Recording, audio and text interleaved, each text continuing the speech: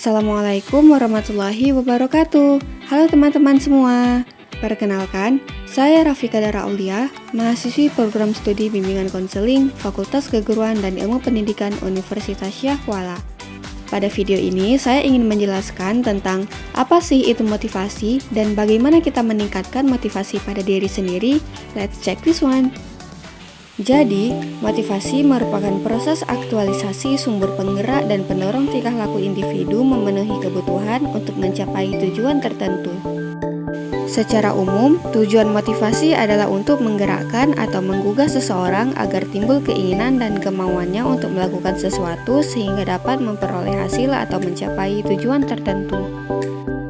Fungsi motivasi adalah sebagai durasi kegiatan, bertahan lama atau tidaknya dalam belajar, frekuensi kegiatan, persistensinya pada tujuan kegiatan, ketahanan belajar dan kemampuan menghadapi kesulitan dalam mencapai tujuan, pengabdian dan pengorbanan untuk mencapai tujuan, tingkat aspirasi yang hendak dicapai dengan kegiatan yang dilakukan, tingkat kualifikasi prestasi, dan arah sikap terhadap sasaran kegiatan.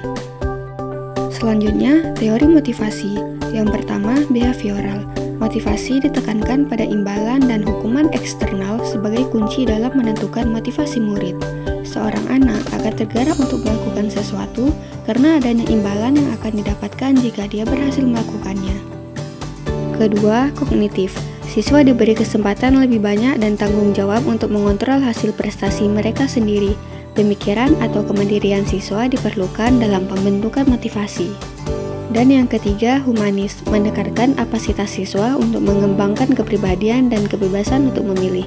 Salah satu tokohnya adalah Abraham Maslow dengan teori hierarchy of needs. Menurutnya, kebutuhan dasar harus dipenuhi dahulu sebelum memuaskan kebutuhan yang lebih tinggi.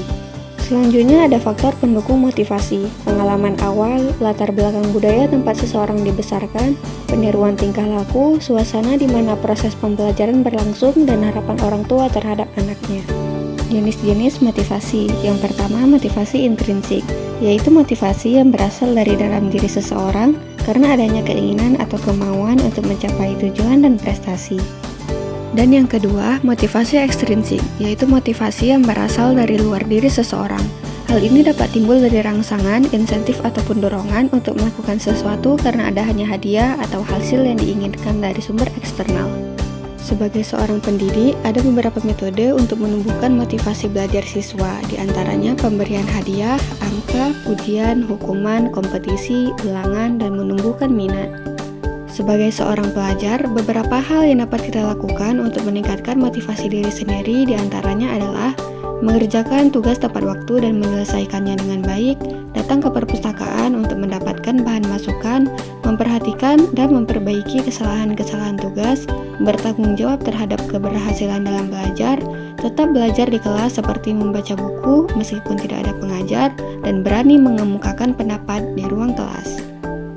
Baiklah, demikian video singkat terkait motivasi yang dapat saya sampaikan. Semoga bermanfaat untuk kita semua. Terima kasih. Wassalamualaikum warahmatullahi wabarakatuh.